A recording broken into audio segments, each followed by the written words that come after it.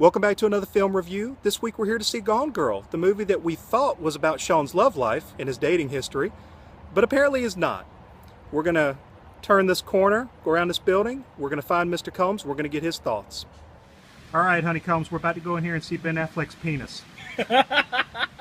Tell me, what are your thoughts? On the movie, I'm ready to see this, although it did get billed as the perfect date movie. In a movie where either the wife has run off because she hates her husband so much she faked her own death, or the husband actually killed her. I don't know who is coming to see this for a date other than serial killers. Hey, so Mr. Godley, I'm being told that Gone Girl is a massive box office success, and I think a big part of that is the fact that Ben Affleck shows his penis. What would you be willing to do to make these videos a bigger success? Would you be willing to show the full Monty? No, sorry. Your iPhone would explode, Jeff. You just can't handle the truth that is me. Is there an enlarge option on that filter there?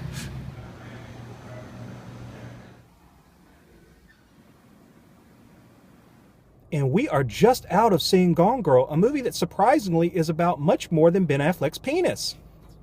Guys, what did we think of this? For me, I'm kind of on the fence about it. I mean, if you're a fan of M. Night Shyamalan movies like Signs and The Village, you'll definitely enjoy this because there's a lot of twists and a lot of turns in it. But the ending is what soured it for me because it just doesn't show a good grasp of character. It kind of ends on a very sour note that kind of poisons the rest of the movie. There were some good actors in this movie. You got Ben Affleck, you got Rosamund Pike, Neil Patrick Harris, Tyler Perry, who's not Medea this time. The worst of them, I think, would be Rosamund Pike. She's a terrible actress, in my opinion. She has no redeeming qualities in the movie at all. If I was Ben Affleck, I probably would have hoped for Rosamund Pike to die in this also. A large chunk of this movie actually features the relationship between Ben Affleck and the detective who is hot on his tail, trying to figure out, is he innocent? Is he guilty? Was a crime committed at all? Will we see Ben Affleck's dick again?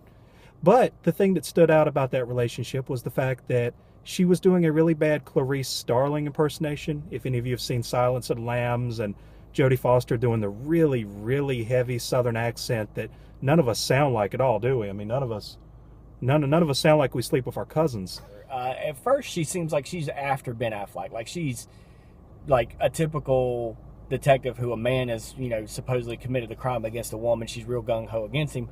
But it's a little refreshing to see that she's doing her job really well. She's got that instinct to say, I'm not saying he's innocent. I'm not saying he's guilty. Let me do my job until everything's done. But then there becomes a crucial point in the movie where she could really do some good, use her good cop instincts, and then she just says, my hands are tied, I can't do anything, and just gives up. It's a little out of character. Ultimately, I would recommend this movie to pretty much anybody. There are a few disturbing moments in it. Kind of some things that are already sticking with me that I wish were not in my head. I don't think I ever need to see Ben Affleck give oral sex again. That's just not for me. I enjoyed it. It was a pretty good murder mystery whodunit type of thing. It did one of those things where a lot of movies strive to leave you guessing. In some ways, like Pulp Fiction, you never know what's in the suitcase. This one it would have been perfect if they had done the same thing, just end the movie at a certain point and leave you thinking about the ending. This question goes out to Mr. Neil Patrick Harris. As a straight man, I am curious about how you score so much great play. I mean, it was Amanda Seyfried in A Million Ways to Die in the West. Who's hot? Who is hot? Who's super hot? She's hot. And even now, you managed to steal a girl from Ben Affleck, who, even though he's a giant dick, apparently everyone loves the giant dick. So I just want to know your secret, dude. Is it money? Is it cologne? Is it blackmail material? Because I'm good with whatever. So that does it for another video review from the Triangle Film Collective. Of course, we thank you for tuning in. We thank you for liking this video, even though none of you are really doing it. And we urge you to tell your friends, who will tell two friends.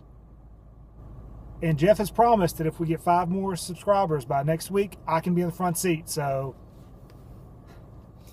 we'll see you next week.